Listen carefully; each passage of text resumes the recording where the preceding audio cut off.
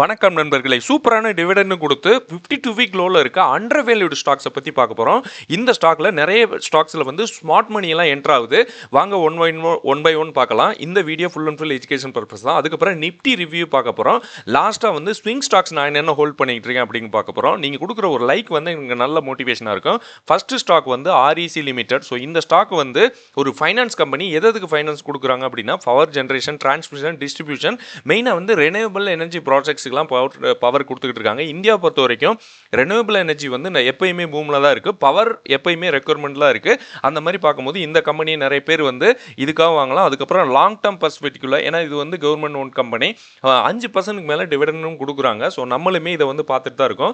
Recent டைமில் இதில் வந்து ப்ரைஸ் மொமெண்டம் வந்து கொஞ்சம் வீக்காக இருக்க மாதிரி இருக்குது. நிறைய பேர் கேட்டாங்க இது பாட்டமில் இருக்கா, இப்போதைக்கு நல்ல என்ட்ரியா அப்படின்னு. என்கிட்ட கேட்டால் நம்ம வந்து சார்ட் பேட்டர்னை பார்க்கும்போது நான் சொல்கிறேன். இதுக்கப்புறம் நம்ம சார்ட் பேட்டர்ன் பார்ப்போம். பிஸ்னஸ் தீம் வந்து இதுக்கு வந்து வீக்கே கிடையாதுங்க. பிரைஸ் மொமெண்டம் வந்து வீக்காக இருக்குது. எதுக்காக சொல்லிடுறேன், ரீட்டைலர்ஸ் வந்து ரொம்ப அதிகமாக இருக்காங்க. அதே மாதிரி ஸ்மார்ட் மணி தீமில் இருக்கவங்க அப்படியே தான் இருக்காங்க. ரீட்டைலர்ஸ் அதிகமாகறாங்க, சின்னதாக ப்ராஃபிட் புக்கிங் இல்லை லாஸில் புக் பண்ணுறாங்களான்னு தெரில. டிஏஏ வந்து ஒரு பக்கம் அக்குமுலேஷன் நல்லா பண்ணிட்டு இருக்காங்க. எஃப்ஏ வந்து குறைஞ்சிட்டு இருக்காங்க. மேபி இவங்க தான் ப்ராஃபிட் புக்கிங் பண்ணுறாங்கன்னு நினைக்கிறேன். இதில் வந்து ஒரு நியூஸ் இருக்குங்க. பிஎஃப்சி, இது வந்து இதோட பேரண்ட் கம்பெனி வந்து பிஎஃப்சி. ஸோ அந்த கம்பெனியோட ஆர்இசி வந்து மெர்ஜ் பண்ண போகிறாங்க அப்படின்னு சொல்கிறாங்க. ஸோ இது நடந்துருச்சு அப்படின்னா, அதாவது இந்தியாவிலே ஒரு பிக் பவர் கம்பெனியாக இந்த கம்பெனி மாறுறதுக்கு வாய்ப்பு இருக்குது. அதுவும் இந்த கம்பெனியில் 2 மெர்ஜ் ஆயிடுச்சு அப்படின்னா 11 லட்சம் கோடி பிக் பவர் கம்பெனியாக இந்தியா அளவில் மாற வாய்ப்பு இருக்குது. ஸோ இந்த கம்பெனியை பொறுத்த வரைக்கும் லாங் டேர்முக்கு சூப்பரான ஒரு கம்பெனி. பவர் கேப்சைட், இன்ஃப்ராஸ்ட்ரக்சர் ஃபைனான்சிங், டிவிடெண்ட் நல்ல கிராஜுவலாக நல்ல ஒரு இன்க்ரீஸும் பண்ணிட்டு இருக்காங்க. அதே மாதிரி சூப்பராக கொடுத்துக்கிட்டே இருக்காங்க. இந்த கம்பெனி வந்து ஆல்மோஸ்ட் பாட்டமில் தாங்க இருக்குது. எனக்கு தெரிஞ்சு இன்னுமே கீழே கொண்டு போவாங்களா அப்படிங்கிறது டவுட்டு தான். இன்னொன்று, இது வந்து மொமெண்டம், ப்ரைஸ் மொமெண்டம் வீக்காக இருக்குது இப்போ பொறுத்த வரைக்கும். ஏன்னா இது வந்து ப்ரைஸ் மொமெண்டம் ஆகணும் அப்படின்னா அந்த 200 மூவிங் ஆவரேஜ் மேலே வரணும். இல்லை இங்கே இருக்க ஒரு சப்போர்ட் பாருங்கள், ரெசிஸ்டன்ட் பாருங்கள் 380, அதுக்கு மேலேயாச்சும் கிராஸ் ஆனால் தான் ஒரு நல்ல மொமெண்டம் இருக்கும். ஸ்விங்குக்காக நீங்கள் ட்ரை பண்ணணும் அப்படின்னா. பட் இந்த ஸ்டாக் வந்து லாங் டேர்முக்காக பார்க்குறது ரொம்ப ரொம்ப நல்லது என்கிட்ட கேட்டால். ஏன்னா இது வந்து ஒரு லாங் டேர்ம் பெர்ஸ்பெக்டிவ்ல ஒரு பவர் ஜென்ரேஷன் டிவிடெண்ட் நல்லா கொடுக்குற கம்பெனி. அடுத்து வந்து சுஸ்லான். ஸோ இந்த ஸ்டாக்ல வந்து டார்கெட் என்ன அப்படின்னு கேட்குறாரு ஒரு நண்பர் வந்து கமெண்ட்ல கேட்டிருந்தாரு. இப்போதைக்கு 46 ரூபாயில இருக்கு, பாட்டம் வந்துருச்சா, எவ்வளோ போகும் அப்படின்னு கேட்டிருக்காரு. ஸோ அவர் வந்து நிறைய ஸ்டாக் ஹோல்ட் பண்ணுறான்னு நினைக்கிறேன். இந்த கம்பெனி தீம் எப்படி இருக்குன்னு சொல்லிடலாம். ஆர்டர் புக் வந்து சூப்பரான ஆர்டர் புக்குங்க. ஆல்மோஸ்ட் இந்தியாவோட ரெனியூவபிள் மார்க்கெட்டில் 40% இவங்க கையில் தான் ஆர்டர் இருக்குது அப்படின்னு சொல்கிறாங்க. 15 ஜிகாவாட் ஆர்டர் புக் இருக்குது அப்படிங்கிறாங்க. பிஸ்னஸ் மொமெண்டம், அதுக்கப்புறம் ஸ்டாக் மொமெண்டம் ரெண்டுமே வேறு வேறு மாதிரி இருக்குது. பிஸ்னஸ் வந்து நல்லாவே இருக்குது, பட் ஸ்டாக் வந்து அந்தளவுக்கு மொமெண்டம் இல்லாத மாதிரி எனக்கு ஃபீல் ஆகுது. விண்ட் எனர்ஜி இருக்குது, renewable capex, so okay. Order book நல்லாவே இருக்குது, எக்ஸ்போர்ட் ஆப்பர்ச்சுனிட்டி நல்லாவே இருக்குது. இந்த கம்பெனியை பொறுத்த வரைக்கும் ரீட்டைலர்ஸ் வந்து ப்ராஃபிட் புக்கிங்கா இல்லை வெளியிலே ஏறாங்களா அப்படின்னு நீங்கள் பார்த்தாலே தெரியும். ரீட்டைலர்ஸ் வந்து கம்மி இருக்காங்க, அது பாசிட்டிவ். அதேமாரி மியூச்சுவல் ஃபண்ட் வந்து நல்லாவே இருக்காங்க, எஃப்ஐயும் நல்லாவே இருக்காங்க, ஸ்மார்ட் மணி நல்லாவே இருக்காங்க. ஸோ இந்த கம்பெனியில் இன்ஸ்டிடியூஷனல் பிளே நல்லா இருக்குது. பட் ப்ரைஸ் வந்து அந்தளவுக்கு மூவ் ஆகலை. ஏன்னா இந்த கம்பெனி பொறுத்த வரைக்கும் மேபி இன்ஸ்டிடியூஷனல் கை வச்சு ப்ரைஸை வந்து மேலே போக விடாமல் தடுக்கிறாங்களா அப்படின்னு தெரில. பாருங்கள், ப்ரைஸ் வந்து இங்கே வந்து இந்த ட்ரெண்ட் லைனை பிரேக் பண்ணால் தான் நல்ல ஒரு மொமெண்டம் இருக்கும். அட்லீஸ்ட் ஒரு ஷார்ட் டேர்ம் மொமெண்டம் 50 ரூபாய்க்கு மேலே போனால் தான் ஒரு நல்ல ஒரு, அதான் நம்ம சொல்கிறதில்ல, 60 ரூபாய்க்கு மேலே போனால் ஒரு நல்ல மொமெண்டம் இருக்கும். இல்லை இந்த ட்ரெண்ட் லைனை பிரேக் பண்ணணும், பிரேக் பண்ணி மேலே க்ளோஸ் ஆகணும். பட் இதிலெல்லாம் மொமெண்டம் வந்துச்சுன்னா நல்ல ஒரு ஸ்பீடாக இருக்கும். இப்போதைக்கு கொஞ்சம் மேபி ரிட்ரேஸ்மெண்ட் நடக்குதான்னு தெரில, கொஞ்சம் வெயிட் பண்ணி பார்ப்போம். இன்னும் ரிசல்ட் வந்து கொஞ்சம் நல்ல இருந்தது இந்த குவார்ட்டர் மட்டும், அதனால கூட இருக்கலாம். அடுத்து வந்து ரொம்ப முக்கியமான கம்பெனி செஸ்க், சிஇஎஸ்சி. ஸோ இந்த கம்பெனியில் என்ன ஸ்பெஷாலிட்டினா பவரும் பண்ணுறாங்க, ரெனியூவபிள், டிவிடெண்ட் நல்லா கொடுக்குறாங்க. டிவிடெண்ட் வந்து இப்போ 6 ரூபா அனௌன்ஸ் பண்ணியிருக்கா சொல்கிறாங்க. ஸோ இந்த கம்பெனி வந்து ஒரு இதோட ஸ்ட்ரக்சர் வந்து எப்படி வீக் ஆகும் அப்படிங்கிறத நான் சார்ட்டை பார்த்து சொல்கிறேன். ஒரு 138 ரூபாய்க்கு கீழே போச்சுன்னா ஸ்ட்ரக்சர் வந்து வீக் ஆகும் அப்படிங்கிற மாதிரி சொல்கிறாங்க. இது வந்து ஒரு எஜுகேஷனல் பர்பஸ் தான். நீங்கள் வந்து நம்ம குரூப், நமக்கு வந்து டெலகிராம் குரூப் இருக்குது, உங்களுக்கு தேவைப்பட்டால் நீங்கள் வந்து ஜாயின் பண்ணுங்கள், கட்டாயம் கிடையாது. இந்த கம்பெனி வந்து ஸ்டார்டிங்கில் சிம்பிளாக ஒரு எலக்ட்ரிசிட்டி கம்பெனியாக ஸ்டார்ட் பண்ணாங்க. அதுக்கப்புறம் எலக்ட்ரிசிட்டி டிஸ்ட்ரிபியூஷன் பண்ணாங்க. இப்போ வந்து மெகா ரெனியூவபிள் பவருக்கு வந்து மூவ் பண்ணிக்கிட்டு இருக்காங்க. இவங்க வந்து பூர்வா அப்படிங்கிற கிரீன் பவர் அந்த கம்பெனி மூலமாக 1 ஜிகாவாட் அது வந்து சோலார் அசட்ஸை வந்து அக்வசிஷன் பண்ணுறதுக்காக மூவ் பண்ணிக்கிட்டு இருக்காங்க. டீல் வந்து ஒரு ஆல்மோஸ்ட் 4800 கோடி அந்த இதில் போயிட்டு இருக்கு அப்படிங்கிறாங்க. இதெல்லாம் வந்து ஒரு பிக் மூவாக இருக்கும் இந்த கம்பெனிக்குன்னு பார்க்கலாம்.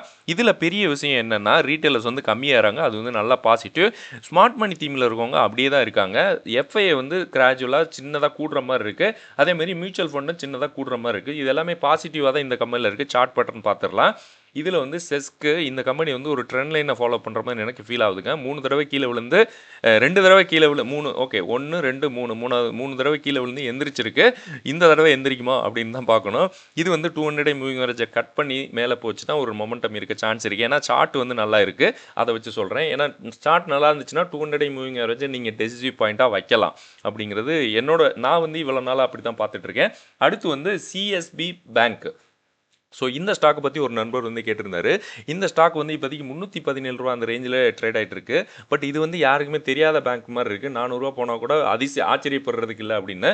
பட் இந்த கம்பெனியில் என்னென்ன, இந்த பேங்க்கில் வந்து என்னென்ன இஷ்யூஸ் இருக்குது அப்படின்னு பார்த்துடலாம். ஸ்மார்ட் மணி இருக்கா இல்லையா அப்படிங்கிறது பார்த்துடலாம்.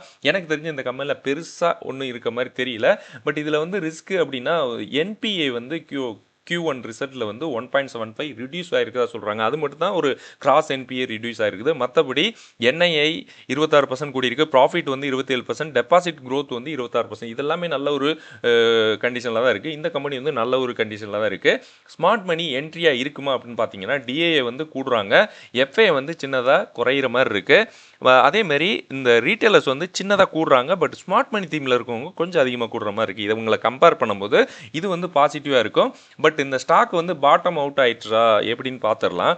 ஏன்னா இது நிறைய பேர் கேட்குறது வந்து கீழே போகிற ஸ்டாக் எப்போ மேலே வரும் அப்படின்னு தான் கேட்குறாங்க.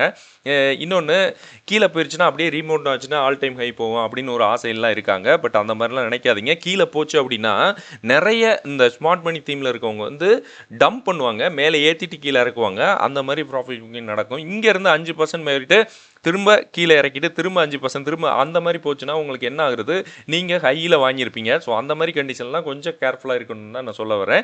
இந்த ஸ்டாக் வந்து கொஞ்சம் வெயிட் பண்ணுறது நல்லது. ஏன்னா இந்த 200 மூவிங் ஆவரேஜை கொஞ்சமாச்சு மேலே போகணும். ரீசெண்ட் டைமில் ஒரு ஹை போயிட்டு அதே அளவுக்கு, அதாவது ஹை வால்யூம் நடந்திருக்கு, அதேமாரி ஹை போயிருக்கு.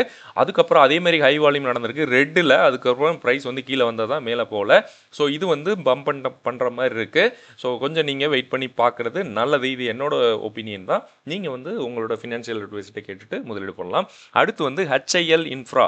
ஸோ இந்த கம்பெனி வந்து ஒரு நண்பர் வந்து கேட்டிருந்தாரு. இவங்க வந்து ஒரு ஹைவே இன்ஃப்ராஸ்ட்ரக்சர் பண்ணுற கம்பெனி. 45 ரூபாயில் இப்போதைக்கு இருக்குது. பட் அவர் கேட்குற விஷயம் வந்து மேபி இந்த ஸ்டாக் வந்து என்ன ஆகும் அப்படின்னு கேட்குறாரு. நிறைய பேர் வந்து இந்த 100 ரூபாய்க்கு கீழே 50 ரூபாய்க்கு கீழே அப்படின்னா மல்டி பேக்கர் ஆகும் அப்படின்னு எதிர்பார்க்குறாங்க. அப்படிலாம் நினைக்காதீங்க. இது வந்து 70 ரூபா டார்கெட் வைக்கலாமா அப்படின்னு கூட தெரில. நம்ம வந்து செக் பண்ணலாம். ஆர்டர் புக் வந்து நல்ல ஒரு ஆர்டர் புக்காக இருக்குது இந்த கம்பெனி வரைக்கும். பட் ஹை ரிஸ்க் தான் இந்த கம்பெனியை பொறுத்த வரைக்கும். நம்மளோட IRBன்னு ஒரு கம்பெனி இருக்குது, நீங்கள் பார்த்துருப்பீங்க. நானுமே நிறைய தடவை சொல்லியிருக்கேன். 25 ரூபா அந்த ரேஞ்சில் தான் ட்ரேட் ஆகிட்டு இருக்கு. Government company. ஸோ அதுவுமே இந்த மாதிரி டோல் ரெவென்யூ, இபிசி, இன்ஃப்ராஸ்ட்ரக்சர் இதெல்லாமே சேர்ந்த மாதிரி தான் அந்த கம்பெனி. அது வந்து பெரிய கம்பெனி தான். இந்த கம்பெனி அதேமாரி ரேஞ்சில் தான் வருது. இவங்களுக்கு வந்து நேஷனல் ஹைவே அத்தாரிட்டி ஆஃப் இந்தியாவிலேருந்து NHAI. ஸோ இது வந்து என்னது, கொலிசப்பட்டி ஃப்ரீ பிளாசா, ஸோ ஃபீ பிளாசா. ஓகே, இவங்க வந்து டோல் பிளாசா, இது மூலமாக டோல் ரெவென்யூலாம் வருது. ரீசெண்டாக வந்து இவங்களுக்கு வந்து ஒரு கான்ட்ராக்ட் கிடச்சிருக்கு, அதை தான் சொல்கிறேன். கம்பெனி வந்து இந்த கம்பெனிக்கு வந்து டோல் கலெக்ஷன் மெயினாக இருக்குது. அதுக்கு பேர் ரியல் எஸ்டேட் பிஸ்னஸும் அடிஷ்னலாக பண்ணிகிட்டு இருக்காங்க. பட் இந்த கம்பெனியில் இஷ்யூ என்ன இருக்குது அப்படின்னு சொல்லிடுறேன். சாரிங்க. டிஏஐ வந்து 5% கூட்டினவங்க அப்படியே ஜூன் குவார்ட்டரில் எவ்வளோ தூரம் குறைஞ்சிருக்கான்னு பாருங்கள். இவங்க வந்து ப்ரொமோட்டருங்க, எஃப்ஐஏ கிடையாது. ப்ரொமோட்டர் வந்து 94% இருந்தவங்க அப்படியே 70% மாற்றிருக்காங்க. அது யார் வாங்கியிருக்கா அப்படின்னா ரீட்டைலர்ஸ் தலையில் கட்டியிருக்காங்க. ஓகே, ஸ்மார்ட் மணி தீமில் இருக்கவங்க கொஞ்சமாக இன்க்ரீஸ் ஆகிறாங்க. பட் இவங்க ரீட்டைலர்ஸ் வந்து ரொம்ப கீழே போகும்போது, விற்றுட்டு போகும்போது இவங்க வந்து சின்னதாக கூடுறாங்க. ஏன்னா இந்த கம்பெனி எப்படி இருந்தாலும் மேபி ஃபியூச்சரில் நல்லா இருக்கும் அப்படின்னு நினச்சி வாங்குறாங்களா இல்லைன்னு தெரில. பட் இப்போதைக்கு ஃபைனலாக தலையில் இருக்கிறது ரீட்டைலர்ஸ் தலையில் இருக்குது. ப்ரொமோட்டர்ஸே இந்த அளவுக்கு தலையில் கட்டுறாங்கன்னா பார்த்துக்குங்க. ஸோ இந்த மாதிரி ஸ்டாக்கில் இருந்து நீங்கள் என்ன பண்ணணும் அப்படின்னு நீங்கள் தான் யோசிக்கணும். பாருங்கள், இந்த ஸ்டாக் வந்து எங்கே இருந்தது, எங்கேயோ இருந்தது, 130 ரூபாயில் இருந்தது, 45 ரூபாயில் இப்போதைக்கு ட்ரேட் ஆகிட்டு இருக்கு. இந்த கம்பெனிலேருந்து கொஞ்சம் விலை இருக்குது, நல்லது. ஏன்னா இது வந்து நம்ம அப்படி தான் நினைப்போம், இந்த கம்பெனிலாம் பின்னாடி அப்படியே மேலே போகும் அப்படின்னு, ஆல் டைம் ஹை போனால் கூட நல்லாயிருக்கும் அப்படின்னு. பட் எப்போ போகும் அதுதான் கேள்விக்குறி. நீங்கள் 1 லட்ச ரூபா வச்சுருக்கீங்க, 5 வருஷம் கழிச்சு இல்லை 10 வருஷம் கழிச்சு மேலே போகுது அப்படின்னா அது வரைக்கும் நீங்கள் வந்து மணி ரொட்டேஷன், பணம் வைக்கும், அதெல்லாம் பக்கம் மேனேஜ் பண்ணோம். ஸோ அதுக்கப்புறம் நம்ம வந்து மெயினாக வந்து நிஃப்டி எப்படி இருக்கும் அப்படின்னு பார்த்துடலாம். நிஃப்டி வந்து ஒரு 200 மூவிங் ஆவரேஜை கட் பண்ணுங்க. இது வந்து இன்னுமே இந்த அட்லீஸ்ட் 24,400 அந்த ரேஞ்சு கூட ஒரு ரிசெஷனாக இருக்குது. கீழே வந்துச்சுன்னா இது தாங்க ஒரு மேபி இந்த ஸ்லோப் லைனை கட் பண்ணி நிற்குமா அப்படின்னு தெரில. சரி, வெயிட் பண்ணி பார்க்கலாம். அடுத்து வந்து நம்ம பார்க்குற இந்த ஸ்விங் ட்ரேடிங்க்கு நம்ம வந்து 3 ஸ்டாக் வந்து ஹோல்ட் பண்ணிட்டு இருக்கோம். பட் எதுவுமே நமக்கு வந்து பெருசா நம்ம நெனைக்கிற மாரி கிடைக்கல. பிஎல்எஸ் வந்து பாருங்க இந்த ட்ரெண்ட் லைன ஃபாலோ பண்ணிட்டு இருக்கு. பார்க்கலாம் இது சின்னதா எட்டி ப்ராஃபிட் வந்தா கூட இவங்கள வந்து கழட்டி விட்டுறலான்னு தான் பார்க்குறேன். ஏன்னா நமக்கு வந்து ஒரு ஒரு சில நாட்கள் தான் நம்ம வெயிட் பண்ணணும். இதுவுமே இந்த ட்ரெண்ட் லைன ஃபாலோ பண்ணிட்டு இருக்கு. நான் இந்த மாரி தான் எடுக்கிறேன் ஸ்விங்குக்கு. பட் நம்ம நேரம் ஒரு சில நேரம் கரெக்ட்டா வருது, ஒரு சில நேரம் போகுது.